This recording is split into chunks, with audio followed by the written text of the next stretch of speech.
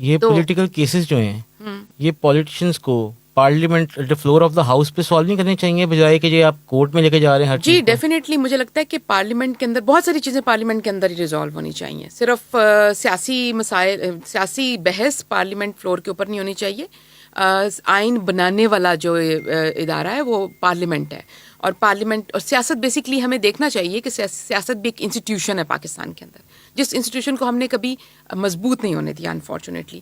اگر یہ مضبوط ہوتا انسٹیٹیوشن تو اس کی ریفلیکشن ہمیں ایک مضبوط پارلیمنٹ میں ملتی, جس کی وجہ سے سارے مسائل حل ہو جاتے. جب تک ہم پارلیمنٹ کو مضبوط نہیں کریں گے ہم اپنے سیاسی استحکام نہیں لا سکتے اور ہم سیاسی مسائل کا حل نہیں ڈھونڈ سکتے. آئین کے مطابق اور بھی بہت سارے فیصلے جو ہیں گورننس کے سارے جو ڈسکشنز جو فیصلے ہیں وہ پارلیمنٹ میں ہونے چاہیے, وہ عدالتوں میں نہیں ہونے چاہیے. سیاسی فیصلے عدالتوں میں نہیں ہونے چاہیے, وہ پارلیمنٹ میں ہونے چاہیے. اور اس کو عدالت میں شفٹ کرنا اور اس کو عدالت میں شفٹ کر کے کسی ایک خاص سیاستدان کو فیور کرنا, اور جس کا نام عمران خان ہے اور جس کی پارٹی پی ٹی آئی ہے, اور اس کو واپس لانے کے لیے اقتدار میں طاقت میں اس کی پارٹی بن جانا, اس کا ساتھ دینا اور پھر چیف جسٹس کے عہدے پہ بیٹھ کر یہ کرنا. اس سے پہلے بھی کیا چیف جسٹس نے. آپ دیکھیں اگر ہم ثاقب نثار کو دیکھ لیں, آصف سعید کھوسا کو دیکھ لیں, عمر عطا بندیال کو دیکھ لیں, تو یہ سارے چیف جسٹس جو ہیں ان کی یہی ٹریک ہے. ہم 2014 سے جس پروجیکٹ کو دیکھ رہے ہیں, جس کو تیار کیا گیا, جس کو پھر اس کے بعد اتنی اس کو طاقت دی گئی کہ آپ نے دوسری طرف ایک جمہوری جو حکومتیں چل رہی تھیں, جو جمہوری ٹریک چل رہا تھا, آپ نے اس کو سیبوٹیج کیا صرف ایک شخص کو لانے کے لیے, اور اس کا نام عمران خان ہے. یہ سب جانتے ہیں کہ کیا آپ کو لگتا ہے پروجیکٹ عمران خان فیل ہو گیا ہے یا ابھی بھی؟ It's miserably failed, not just it's میری نظر میں پروجیکٹ عمران خان فیل ہونا اتنی بڑی بات نہیں ہے. وہ تو ایک ناکام پروجیکٹ تھا جس کو اٹھایا گیا, اور پھر ایک ناکام پروجیکٹ کو اٹھا کے, لیکن جب آپ نے کیا ہے, آپ نے پاکستان کی گورننس کو فیل کیا ہے. آپ نے عمران خان تو فیل ہو جائے ہمیں کیا فرق پڑتا ہے اس سے, پاکستان فیل ہو جائے ہمیں اس سے فرق پڑتا ہے. پاکستان کی گورننس فیل ہوگی ہمیں اس سے فرق پڑتا ہے. پاکستان کے ادارے فیلئر میں جا رہے ہیں ہمیں اس سے فرق پڑتا ہے. پاکستان کی اکانومی فیلئر میں جا رہی ہے ہمیں اس سے فرق پڑتا ہے. پاکستان کا غریب آٹے کو ترس رہا ہے, آٹے کی لائنیں لگی ہوئی ہیں. پاکستان میں لوگ آج سوئی گیس کے لیے ترس رہے ہیں. جب چولہے جلانے ہوتے ہیں, کھانا بنانا ہوتا ہے, روزہ رکھنا ہو یا روزہ کھولنا ہو, وہ چل رہے ہوتے ہیں کہ کب سوئی گیس آئے گی تو ہم کچھ پکائیں گے. پاکستان کے لوگوں کے یہ مسائل ہیں. پاکستان کے لوگوں کو بجلی کا مسئلہ ہے, پاکستان کے لوگوں کو پرائس ہائیک کا مسئلہ ہے, انفلیشن کا مسئلہ ہے, بجلی کا بل جمع کرانے کا مسئلہ ہے. ہمیں جو روزمرہ کھانے پینے کی اشیاء ہیں ان کے اندر 300%, 400% جو مہنگائی ہو رہی ہے اس کا مسئلہ ہے. آج میں دیکھ رہی تھی کہ گزشتہ ہفتے 40% سے اوپر مہنگائی چلی گئی. Is that something that we were looking forward to? Is it something جس کے لیے پاکستان میں آپ 2018 میں آپ نے عمران خان کو مسلط کیا اور اس کا نتیجہ یہ نکالا؟ کیا 2018 میں پاکستان کے اندر انفلیشن ریٹ یہ تھا؟ بتائیے آپ مجھے. جب 2013 سے 2018 میں مسلم لیگ نون حکومت کر گئی تھی, جب نواز شریف وزیر اعظم تھے, انفلیشن ریٹ 3% تھا. اور کیا تب IMF کا پروگرام نہیں لیا گیا تھا؟ 2016 میں IMF کا پروگرام وائنڈ اپ نہیں کیا گیا تھا, لیکن 3% انفلیشن تھی, مہنگائی نہیں تھی. لوگوں کے لیے یہ مسئلہ نہیں تھا کہ آپ نے بچوں کی اسکول کی فیس دینی ہے, بچوں کو کھانا دینا ہے, یا اپنے بوڑھے ماں باپ کو دوائی لے کر دینی ہے. یہ چوائس نہیں بنانی پڑتی تھی. آج انفارچونیٹلی یہ چوائس بنانی پڑتی ہے کہ آپ اگر روٹی دینی ہے تو پھر دوائی نہیں لینی, اگر دوائی دینی ہے تو پھر فیس نہیں دینی. آئی نو سو مینی آف پیپل جو ڈرائیورز ہیں, مالی ہیں, گارڈز ہیں, جو اس طرح کی نوکریاں کر رہے ہیں. یہ سب وہ لوگ تھے جو 2 وقت کی روٹی کھا کر سوتے تھے. آج وہ میں آئے دن سنتی ہوں, کہتے ہیں جی بچوں کو اسکول سے اٹھا لیا, 3 مہینے کی فیس نہیں دے سکے, 2 مہینے کی فیس نہیں دے سکے, بچہ اسکول سے اٹھانا پڑا ہے. تو کیا ہمیں پروجیکٹ عمران خان اس لیے نافذ کیا گیا تھا؟ پروجیکٹ عمران خان کی فیلئر سے مجھے تکلیف نہیں ہے, وہ تو ایک فیلڈ پروجیکٹ تھا. مجھے بتائیں 2017 میں یا 18 میں کیا لوگوں کو نہیں پتا تھا کہ اس کے پاس کوئی ویژن نہیں ہے؟ لوگوں کو نہیں پتا تھا کوئی اکانومی کا ویژن نہیں ہے؟ لوگوں کو نہیں پتا تھا کوئی گورننس کا ایکسپیرینس نہیں ہے ایک بندے کے پاس؟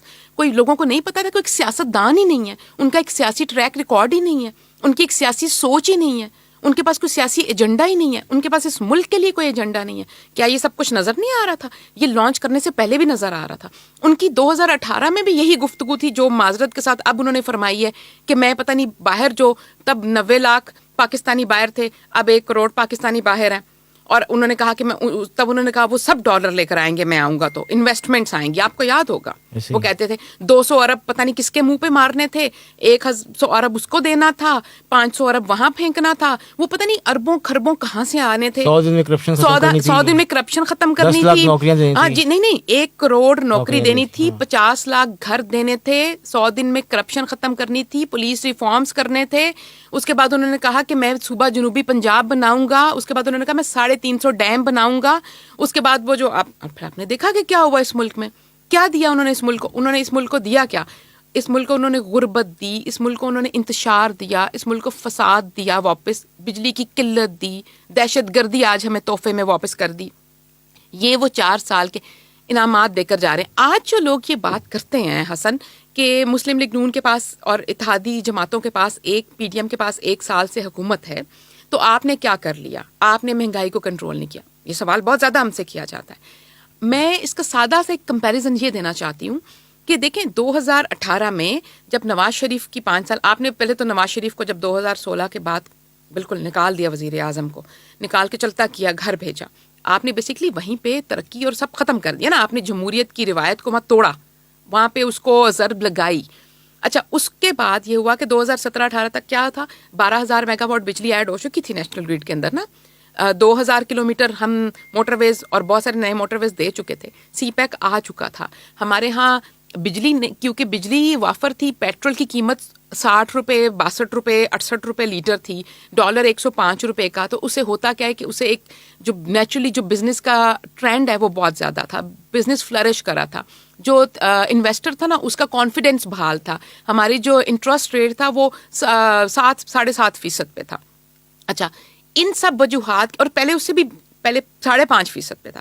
اچھا, ان سب وجوہات کی بنا پہ ہوتا کیا, انویسٹر انویسٹمنٹ کرتا ہے, آپ کا ٹرسٹ ہوتا ہے, آپ کی اکانومی آگے چلتی ہے, آپ کے کارخانے چلتے ہیں. Small scale industry, cottage industry جس کے اوپر پورا ہم بینک کرتے تھے کبھی, ہماری انڈسٹری کا بہت بڑا حصہ وہ چل رہی تھی. ہماری میڈیم ایس ایم ایز جو تھیں, اسمال میڈیم انڈسٹریز وہ چل رہی تھیں. اکنامک پرفارمنس کا تو آپ نے ذکر کر لیا, اب ہم آگے آ جاتے ہیں. جی مجھے یہ بتائیے گا کہ جیسے اب نظر آ رہا ہے کہ اداروں میں ٹکراؤ نظر آ رہا ہے, جی ان کے خلاف ریزولوشن آ گئی ہے, بالکل آپ کی قومی اسمبلی پاس بھی ہو گئی ہے. جی بالکل. دوسرے شہباز شریف صاحب نے ڈیمانڈ کی ہے کہ چیف جسٹس صاحب ریزائن کریں. پیپلز پارٹی کی ملتی جلتی بلاول صاحب نے ڈیمانڈ کی ہے. اگر وہ ریزائن نہیں کرتے تو آگے آپ کو کیا رائے عمل ہوگا؟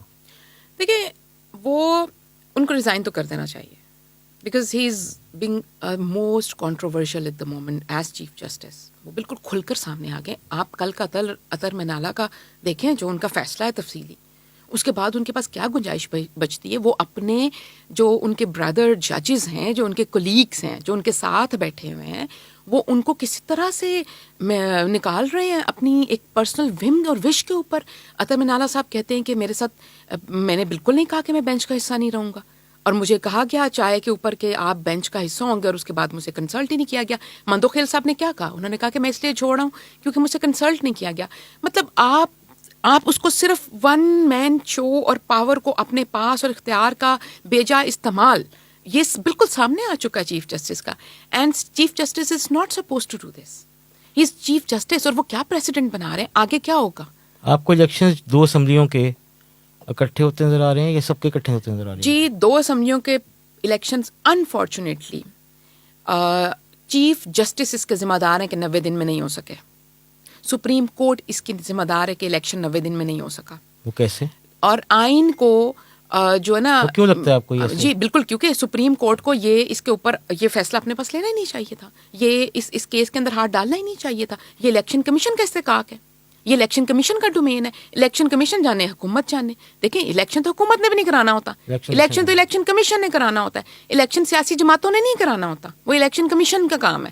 آپ جب تک اداروں کو ہم یہ کانفیڈنس نہیں دیتے اور ہم اپنے اداروں کو ان کے ڈومینس کو سیگریگیٹ نہیں کرتے اور ان کی ڈومین میں بے جا مداخلت بند نہیں کرتے, تو آپ ان سے پرفارمنس کی امید